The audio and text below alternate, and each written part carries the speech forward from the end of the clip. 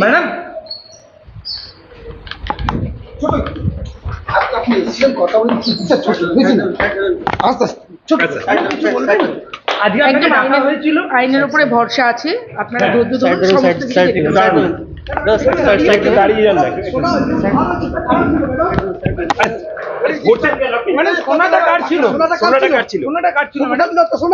তদন্ত চলছে, দেখতে পাবেন। এত সোনা আপনার ঘর থেকে উদ্ধার হলো? আপনাকে কখন সে কথা বললাম? তদন্ত চলছে, দেখতে পাবেন। তদন্তর স্বার্থে আমরা যতখানি সহযোগিতা করবার দরকার সম্পন্ন করছি এবং আমার বিশ্বাস আইনের প্রতি রয়েছে। আপনারা দেখতে পাবেন। মানে সোনাগুলো কি সব্যসাচী দত্তের ছিল? ম্যাডাম সোনাগুলো হিসাব দিতে পারেননি কেন ম্যাডাম? সবকিছু হিসেব দিই।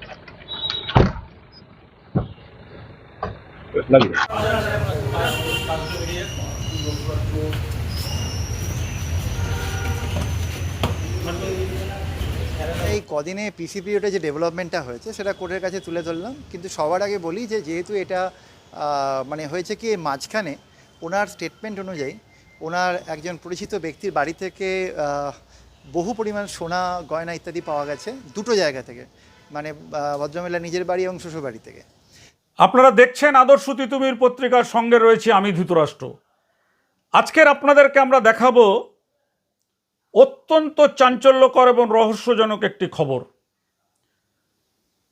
এ রাজ্যের তৃণমূলের প্রাক্তন বিধায়ক এবং বর্তমান বিধাননগর কর্পোরেশনের চেয়ারম্যান সব্যসাচী দত্ত, আপনারা আগে দেখেছিলেন যে তাকে তোলাবাজির অভিযোগে গ্রেপ্তার করা হয়েছিল। যে অভিযোগটা করেছিলেন মধুসূদন চক্রবর্তী নামে একজন সমাজসেবী ও ব্যবসায়ী, যে তার কাছ থেকে 1 কোটি টাকা নেওয়া হয়েছে। পুলিশ, বিধাননগর পুলিশ সেই তদন্ত করতে গিয়ে কেঁচো খুঁড়তে কেউটে বার করে নিয়ে এসছেন। আজকের আমাদের শিরোনাম, সেই সব্যসাচী দত্তের বাড়ি থেকে কেজি কেজি সোনা বাজেয়াপ্ত করলো পুলিশ। শুধু কি তার বাড়ি, দেখুন তার বান্ধবী টিনা ভৌমিক সাহা নদিয়ায় থাকেন, নদিয়া জেলা পরিষদের কর্মাধ্যক্ষ। তার বাড়ি থেকে 300 ভরি সোনা উদ্ধার করেছেন এই সব্যসাচী দত্তের দেওয়া সোনা। বুঝতে পারছেন কত বড় অপরাধী, যে বিধায়ক থেকে কিভাবে তোলাবাজি করেছে। ক্যাশ টাকা নয়, সোনা। ক্যাশ টাকা তো নিয়েছেনই, সরকারি আইনজীবীর বক্তব্য আমরা শোনাবো আপনাদেরকে। কোটি কোটি টাকার সোনা, কেজি কেজি সোনা। এই যে টিনা ভৌমিক সাহা, তার কিছু ছবি আমরা আপনাদেরকে দেখাচ্ছি। সব্যসাচী দত্তের সঙ্গেও রয়েছেন, তার নিজের স্বামীর সঙ্গেও রয়েছেন।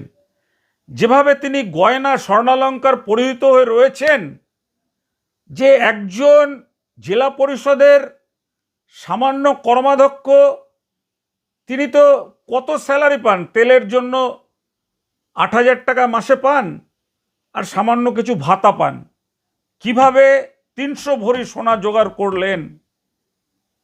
পুলিশ গ্রেপ্তার, মানে বাজেয়াপ্ত করেছেন সোনা। এই যে নদিয়ার তৃণমূল নেত্রী, তিনি ছিলেন সব্যসাচী দত্তের ঘনিষ্ঠ বান্ধবী। আমরা অবাক হয়ে যাই যে আপনারা দেখেছিলেন যে পার্থ চট্টোপাধ্যায় মন্ত্রী, উনি যখন ধরা পড়েন, ওনারও বান্ধবী বেরিয়েছিল অর্পিতা। সেই অর্পিতার সোনার গয়না আপনারা দেখেছিলেন। সেই সোনার গয়নাকেও হার মানাবে এই সব্যসাচী দত্ত। ভাবছেন?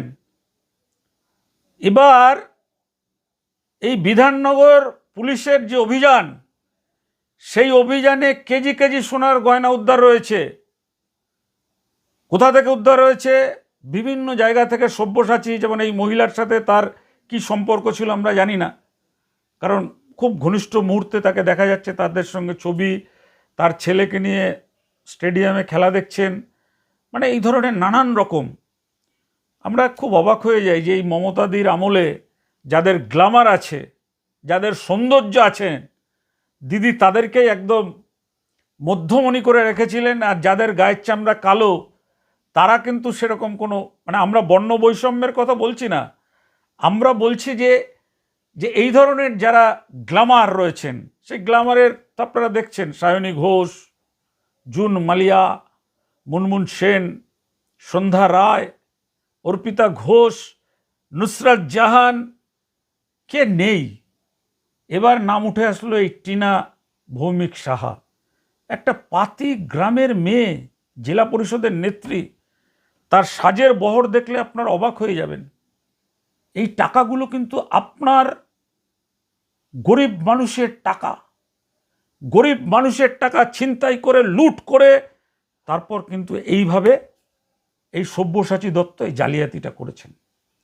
আজকে তাকে আদালতে তোলা হয়েছিল, বিধাননগর আদালতে।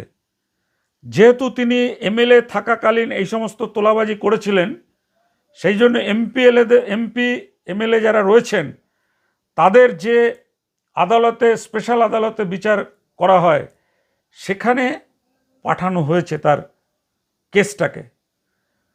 আপনারা এর আগে আমরা শুনিয়েছিলাম আমরা যে মধুসূদন চক্রবর্তীকে ফোন করে বলছে 1 কোটি টাকা দিতে হবে, টাকা না দিলে আপনি মমতাকে জানান, ফিরহাদ হাকিমকে জানান, কেউ কিচ্ছু করতে পারবে না আমার। ভাবতে পারছেন? আবার তার যার থেকে টাকা নেবে তাকে বলছে আপনাদের তো সম্মান নেই, আমার সম্মান আছে। আরে বেটা, চুরি করবি, লোকের থেকে চুরি করে টাকা নেবে, তারপরে আবার সম্মান? আমরা আদর্শ তিতুমির পত্রিকার পক্ষ থেকে এই সব্যসাচী দত্ত, তার বান্ধবী, যারাই 2 নম্বরী দুর্নীতি কালোবাজারির সঙ্গে যুক্ত রয়েছেন, তাদের কঠোর দৃষ্টান্তমূলক শাস্তির দাবি তুলছি। কেন দাবি তুলছি জানেন?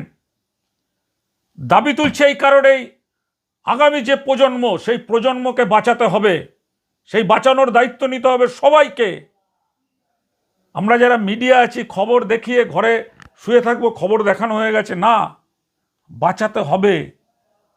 এইসব লোকেরা যাতে আর ফিরে আসার নেতা না হতে পারেন, নতুন প্রজন্মের নেতা নেত্রী হবেন যারা আদর্শের জন্য কাজ করবেন, যারা মাস্টারদা সূর্য সেন হবেন,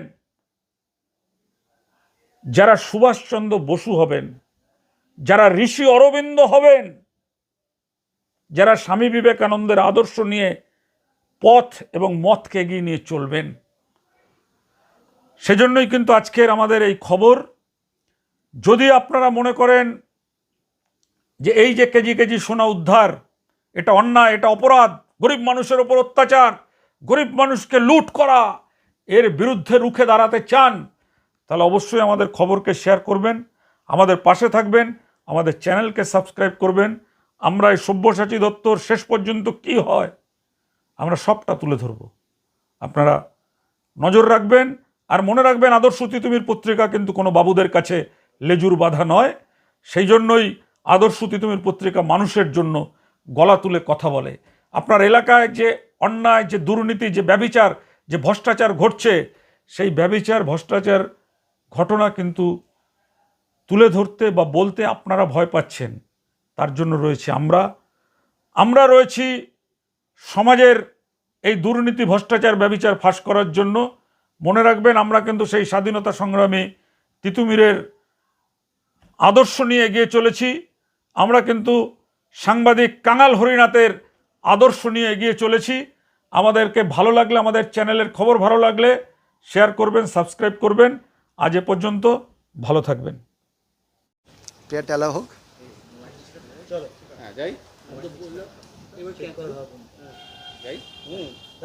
বিধাননগর নর্থ থানার মামলায় অভিযুক্ত সব্যসাচী দত্তকে আজকে আদালতে পেশ করা হয়েছে পিসিবি হিসেবে। সরকার পক্ষের তরফ থেকে আপনি ছিলেন, কি সওয়াল করলেন এবং আদালতের কি নির্দেশ? আমরা এই কদিনে পিসিপিওতে যে ডেভেলপমেন্টটা হয়েছে সেটা কোর্টের কাছে তুলে ধরলাম, কিন্তু সবার আগে বলি যে যেহেতু এটা মানে হয়েছে কি, মাঝখানে ওনার স্টেটমেন্ট অনুযায়ী ওনার একজন পরিচিত ব্যক্তির বাড়ি থেকে বহু পরিমাণ সোনা, গয়না ইত্যাদি পাওয়া গেছে 2টো জায়গা থেকে, মানে ভদ্রমহিলা নিজের বাড়ি এবং শ্বশুর বাড়ি থেকে। তারপর সাবসিকুয়েন্টলি আজকে সকালে ওনার লকার থেকে প্রায় 3 কেজি 250 গ্রাম সোনা এবং 1.5 কেজি রূপো, এবং ডিউরিং ইনভেস্টিগেশনে ওনার আরও একজন অ্যাসোসিয়েটেড থেকে 5 লক্ষ টাকা রিকভারি হয়েছে। আরও অনেক কিছু রিকভারি আছে, ইনফরমেশন আছে। এবং যেহেতু এত পরিমাণ অর্থ উনি এমএলএ থাকাকালীন কালেক্ট করেছিলেন, সেই হিসেবে আমরা একটা সেকশন 13-এর প্রিভেনশন অফ করাপশন অ্যাক্টের প্রেয়ার আমাদের অ্যালাউ হলো, মানে অ্যাড করা হলো, এবং তাতে যেহেতু প্রিভেনশন অফ করাপশন অ্যাক্টের কোর্ট এই লার্নেড কোর্ট নয়, সেজন্য লার্নেড যে কোর্টে গিয়ে মামলাটা হবে সেই কোর্টে এটা ট্রান্সফার হবে। কোন কোর্টে হবে এই মামলাটি? ডেজিগনেটেড কোর্ট আছে বারাসাতে, as well as MLA MP কোর্টের যেটা সেশন কোর্ট, যদিও সেটা ট্রায়াল ক্ষেত্রে হয়। এই দুটো জায়গার মধ্যে কোর্ট অর্ডার করবে, আমি প্লেস করেছি, যার ফলে আর কারোর কিছু বলার আজকে রইলো না, এবং এই পার্টের ওপর বেস করে আমরা এগোবো। এখনও পর্যন্ত ইনভেস্টিগেশন প্রথম দিকে শুধু এক্সটর্শনের ওপর দাঁড়িয়েছিল, এখন এক্সটর্শন থেকে এটা প্রিভেনশন অফ করাপশন অ্যাক্টের দিকে ঢুকে গেল। পুলিশের তরফ থেকে একটা নতুন মামলা যোগ করা হয়েছে বলে শোনা যাচ্ছে, সেই মামলার কোনো বিবরণ? সেটা আমি বলতে পারবো না, তবে হয়েছে এবং আরও বেশ কিছু কমপ্লেন আসছে, সেগুলোর বেসিসে এগোবে। এই দুর্নীতি দমন আইনটা এটা কেন যুক্ত হয়? দুর্নীতি দমন আইনটা যুক্ত হয়েছে সেকশন 13 সাবসেকশন 1 সাবসেকশন বিতে। যদি উনি আনঅথরাইজ এবং ইলিসিটলি অনেক টাকা মানে নিজের কাছে রাখেন, তো সেই যে টাকাটা এবারে ওটা দেখতে হবে ওনার ইনকাম বহির্ভূত কিনা বা কীভাবে উনি করেছেন। আমার কাছে যে অ্যালিগেশন আছে সেগুলো, উনি তো আমাদের এক্সটর্শনের যে কমপ্লেন দিয়েছেন তিনি তো শুধু তার কথা বলেননি, সঙ্গে আরও অনেকের কথা বলেছেন। সুতরাং বৃহত্তর ক্ষেত্রে ইনভেস্টিগেশন চলছে। আজকে পিসিবিওর থেকে এলো, এখনও ভেরি আর্লি স্টেজ, এর পরবর্তীকালে আপনারা জানতে পারবেন কোথায় কোন দিকে মামলা যাচ্ছে। শেষ প্রশ্ন, এই টাকার পরিমাণ কত জানা গেল, যে উদ্ধার হওয়া সোনা রূপো সব মিলিয়ে? আপনারা হিসেব করে নেবেন, তবে আমাদের কাছে তো মোর দ্যান নিয়ারলি 10 crore কাছাকাছি। সব্যসাচী দত্তের তো এখন জেসি হলো, তাই তো? ইয়েস, একদিনের জেলে? আজকে জেসি হলো, এরপরে অ্যাকচুয়াল যে কোর্ট হবে যেখানে শোনা হবে সেইখানে ট্রান্সফার হবে, তারপর সেখান থেকে শুরু হবে, কারণ প্রিভেনশন অফ করাপশন অ্যাক্টের আলাদা ডেজিগনেটেড কোর্ট আছে। ইয়েস, ওনারা আমাদের যেটা এভিডেন্সে প্রাইমারি উঠে এসেছে যে উনি ওখানে থাকাকালীন এই ঘটনাগুলো ঘটেছে। কোন সময়ের ঘটনা এটা? এটা যখন উনি ছিলেন এমএলএশিপের জন্য, 2017 ওই সময় থেকে শুরু হয়েছে।